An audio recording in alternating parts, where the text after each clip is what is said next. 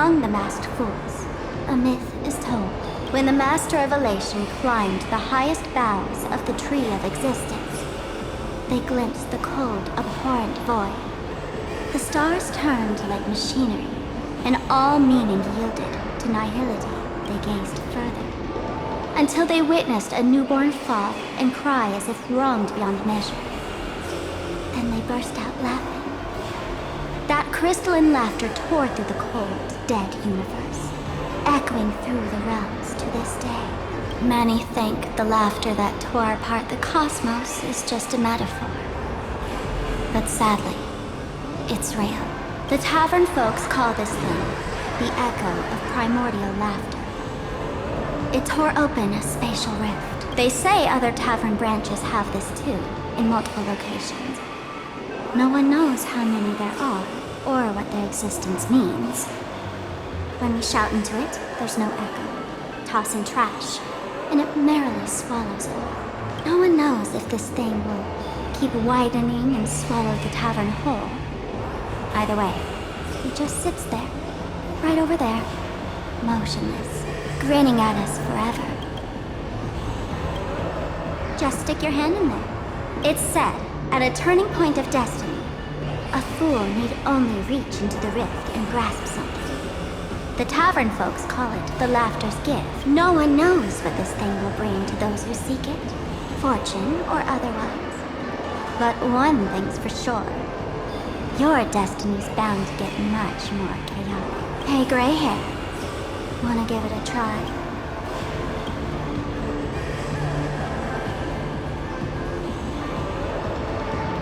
Billy, have mercy. In Akivilli's name, please don't hurt me. My hand doesn't taste good.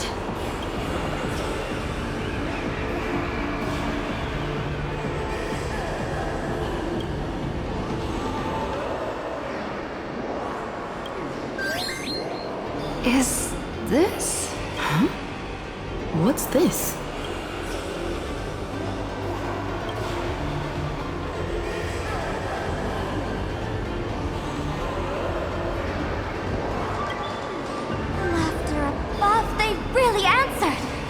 But what's their deal giving you another mimetic virus?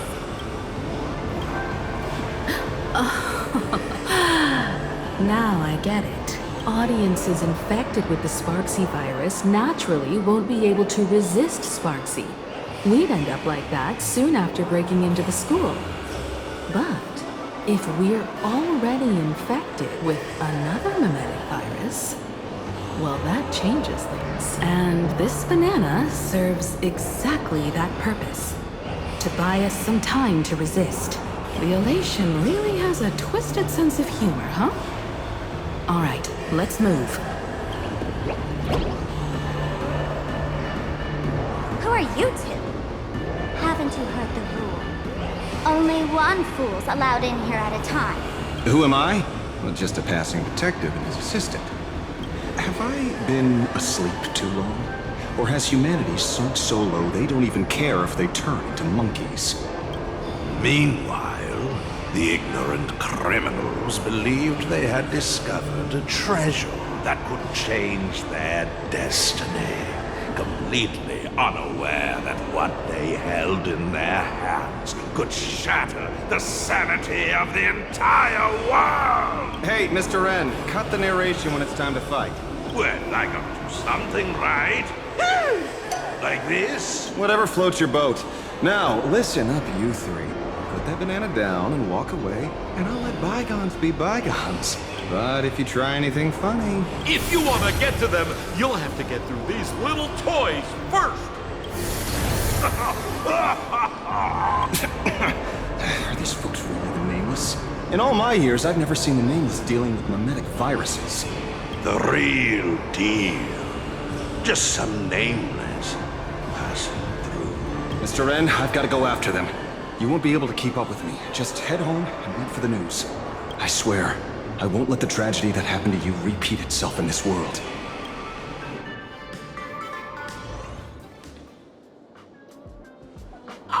Over here! This way! Run faster! You don't want to get caught by that guy back there, do you? Yo, sis!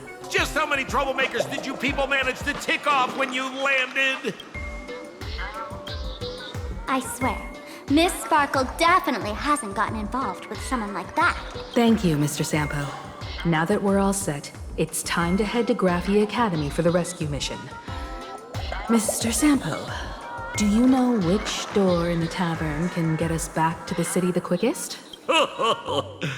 You don't even need to ask. When it comes to knowing all the secret passages and shortcuts in this tavern, you won't find anyone who can match old Sampo. Then lead the way.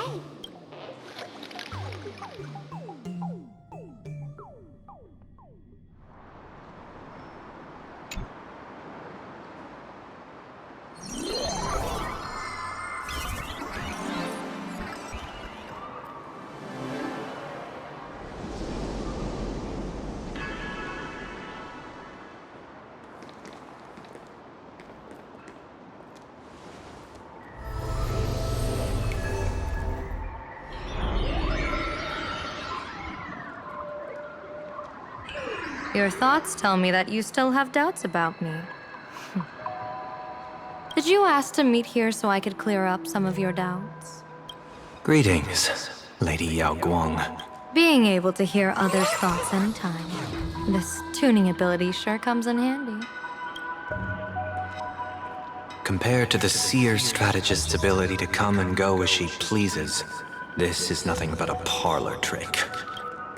I've heard that Xianzhou folks are big on etiquette, yet here I am, and you're still playing hide and seek, General. Isn't that a bit discourteous? Sorry. I have this old problem of suddenly disappearing. It's really something beyond my control. As for the reason, I'm afraid I can't disclose it. Please forgive my rudeness. Or, if you're truly that curious, why not use your tuning and find out? You know I won't do that. Besides, I couldn't even if I wanted to right now. Couldn't.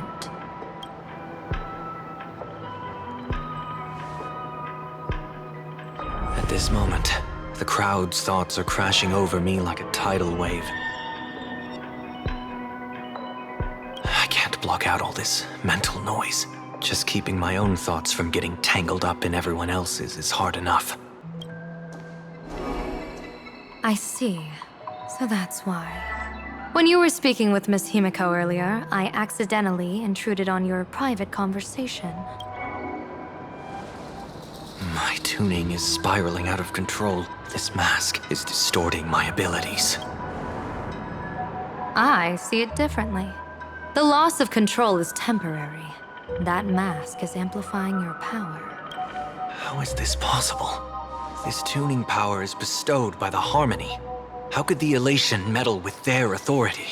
Perhaps the elation simply poured more fuel into this divine authority? In my humble opinion, this mask binds the supplicant to all beings of plain Arcadia, drawing strength from those who share the same path here for your use. That's why you're hearing others' thoughts surge toward you like a tide. Your tuning is steadily expanding, and you've become the center of this melody.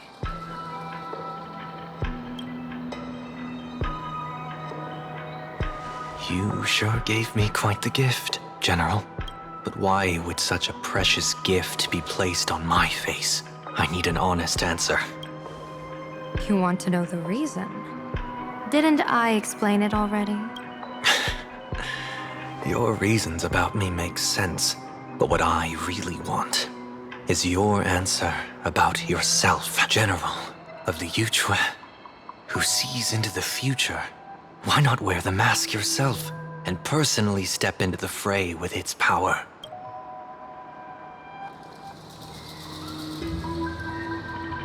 Words can deceive, but only tuning lays the truth bare. Mr. Sunday, why not use your enhanced tuning to feel the weight of that answer for yourself? Well then, pardon my intrusion, Lady Yao Guang.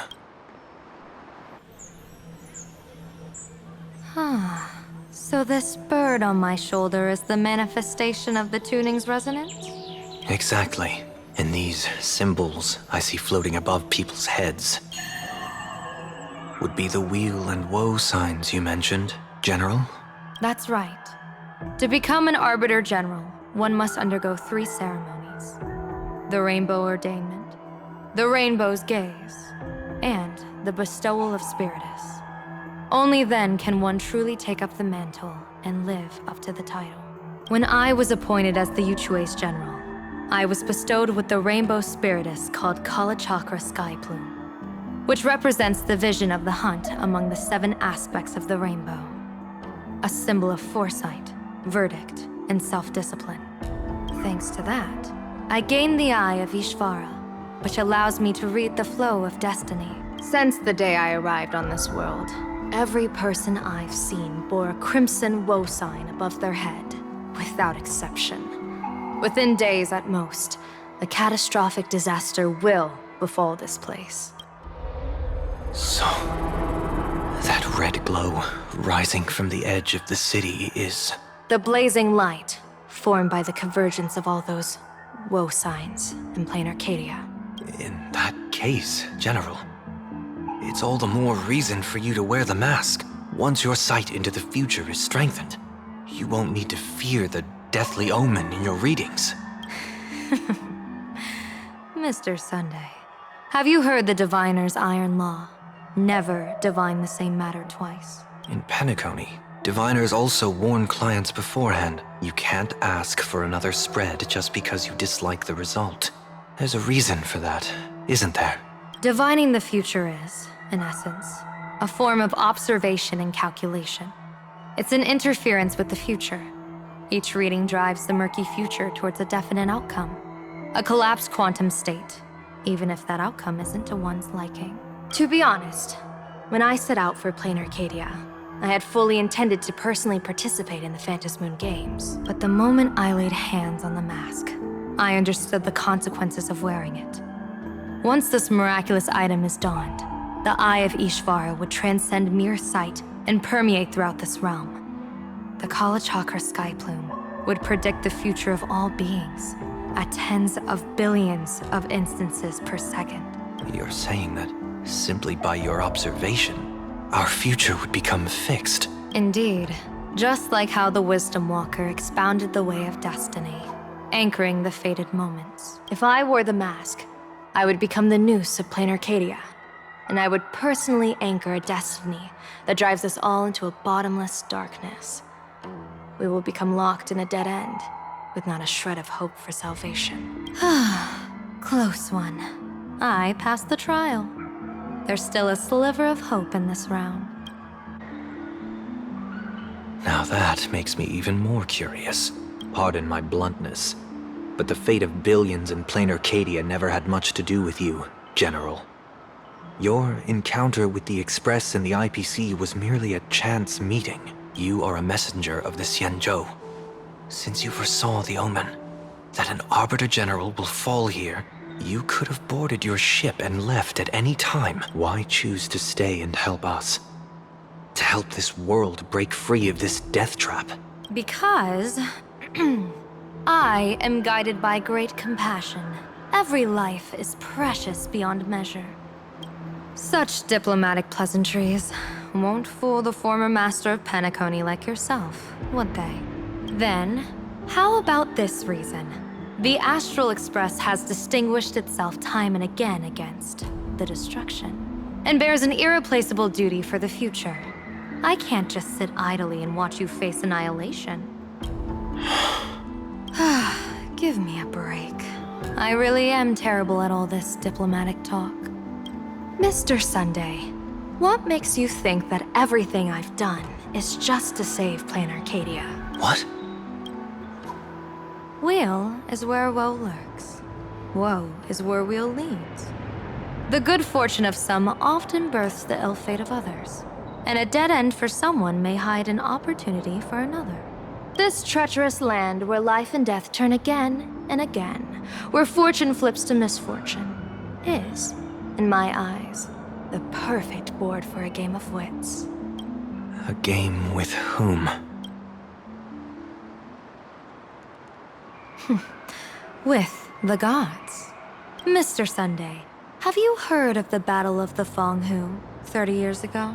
I've heard rumors of that war, but not the details. General, are you suggesting plain Arcadia is now facing dangers just as perilous as the Xianzhou Fanghu was back then? You got that right. 30 years ago, the Abundance Axis broke our lines and invaded the Fanghu homeland. The abominations awakened a living demonic star, intending to sink the Xianzhou Fanghu with no other options. The Alliance staked everything on my junior soar's plan to operate the astronomical observation device, the Cloud Pier telescope, to signal the rainbow for aid, using their Lux arrow to strike down the demon star. Whoever operated the Cloud Pier telescope would not return. It was to be a one-way trip. So, your junior soarer. You guessed wrong. The one who offered his life was my master, who taught me divination. It was Master Jingtian, then the Yuchui's Master Diviner, and the only high official authorized to operate that device. He accepted his fate and ventured to the Fanghu, going with him into certain death were Yueyu, the previous Yaoqing general who guarded the Cloud Pier telescope, and the Verdant Knights under her command. I was responsible for assessing the entire plan's feasibility and mending its gaps. I activated the Decalite reflection barrier, calculating and casting lots again and again. I watched as the starlight, representing countless possibilities, flickered within the reflections, faint, wavering, until the vast shadow of a pondering god swallowed them whole. And they vanished into the abyssal dark at the edges of the universe. And in that moment, I understood that I had cemented my master and countless soldiers into an inescapable doom. When the Lux arrow fell, they would perish along with the enemy and that demonic star. All reduced to ashes. You sacrificed so many comrades just to ensure the enemy's fall? To Penaconians, that must seem incredibly cruel, right? As someone born in an era of peace, I have no right to judge.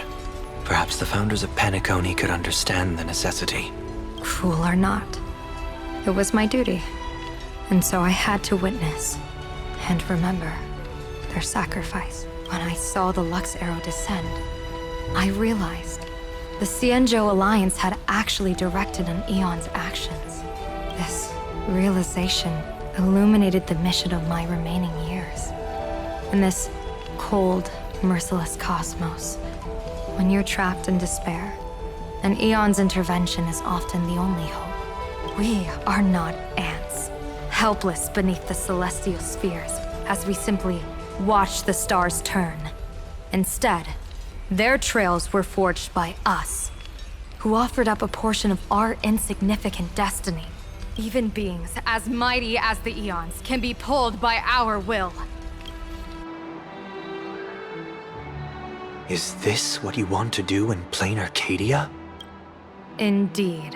I will seize those starlights of possibility I once buried with my own hands. Just like the Battle of the Fanghu 30 years ago. An Arbiter General will fall, and an Eon will descend. I will forge the destined death into wagers and game pieces, and invite the god who delights in meddling with destiny to sit at my table. This time, I will invite them into my calculations, to draw a great wheel for the cosmos' future. Mr. Sunday, surely you can understand this mad idea of mine, having once reached the divine throne of order yourself.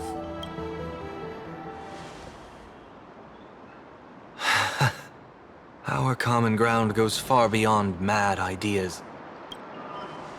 But I was reviving a god who already lay dead and buried in the infinite dark.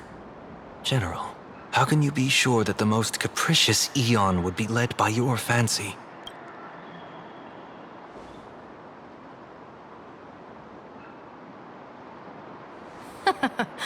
Have you heard this myth about the elation?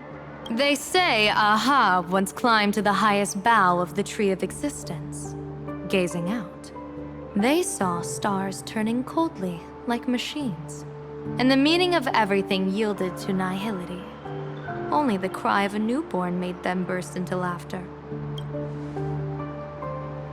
Mr. Sunday, answer me. Why did Aha laugh?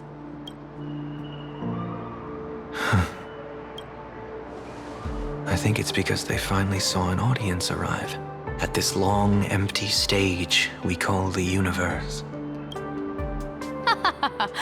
Oh, well said. You're way funnier than you look. As divination teaches, heaven creates 49 paths. Humans find the one unseen.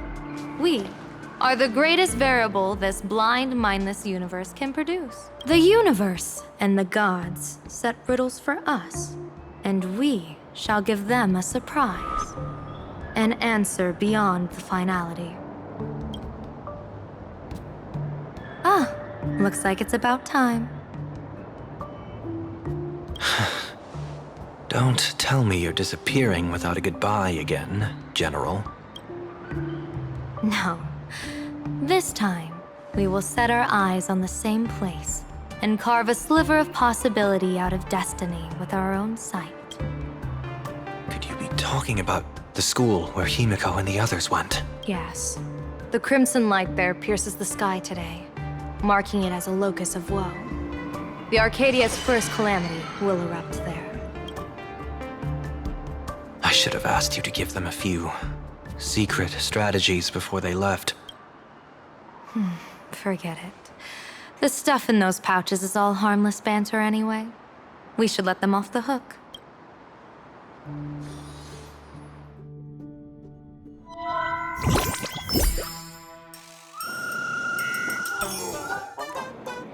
Hello, everyone! Welcome back to Full Wish TV's special news segment, Arcadian Morning Report! I'm your host, Poofy! Hi, everyone! I'm your host, Smelly! It's been 3 hours since our first supplicant, Miss Sparksy, announced her entry into the Phantom Moon Games. The performance she announced to all her fans, SparksyCon, is also about to begin. How curious! Plain Arcadia's day-night cycle was completely scrambled in ancient times. Graphia Academy's location just happens to be bathed in light.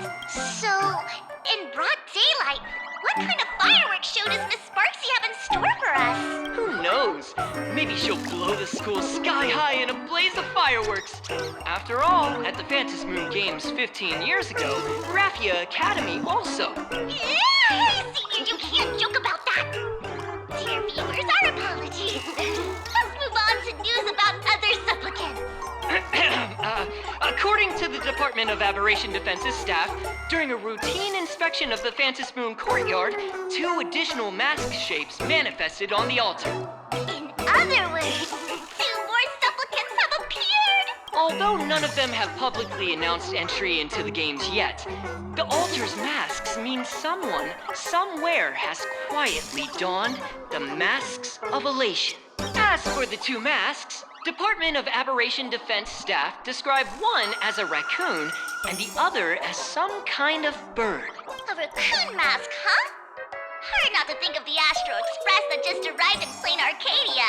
Will the nameless from the Astro Express join the Phantom Moon Games? I hear they've even invited them to SparksyCon as special guests. Will it be a miraculous show formed out of the collaboration between supplicants, or a head-to-head showcase between 2 famed contenders? Countless streamers are already live, broadcasting the scene at the venue. Let's cut to the feed now. Look, it's the nameless from the Astral Express! One girl, 1,000 faces. 1,000 faces, one girl. Welcome to the SparksyCon live broadcast. Dear lovely fans, please be patient. SparksyCon is about to begin. This horror stream is about to end. Time for you all to log off. That woman has Miss Sparksy's face. What a pathetic imitation. What? My face is the original! Miss Sparksy's face alone is the greatest masterpiece in the world! Everyone should listen to her sweet voice and gaze upon her adorable face! We shall become Miss Sparksy! We offer everything to Miss Sparksy. Sparksicle! Sparksicle! Sparksicle! My eyes! I've seen something cursed. The mimetic virus spread among people is way worse than we imagined. There are walking Sparksy shrooms growing on the ground. I bet we'll all end up with Sparksy, or rather Sparkle faces before we can get very far. Are we really using that? If we don't take down that imposter before the virus hits, we'll all be monkeys in the jungle. Become a fake of a fake or a carefree monkey. Your call. On second thought, being assimilated by an imposter doesn't sound that bad. Enough talk. Eyes on the banana. Ow! Ma'am, a little warning before you stab someone with a banana, please? Come on, banana. Remember the plan we made at the tavern? Yes, we dig out the imaginated painting Sparksy hid, then use waves to give Garafia Academy a good banana wash over. But what if that imposter figures it out? Just try to keep her busy and buy us some time. Let's do it.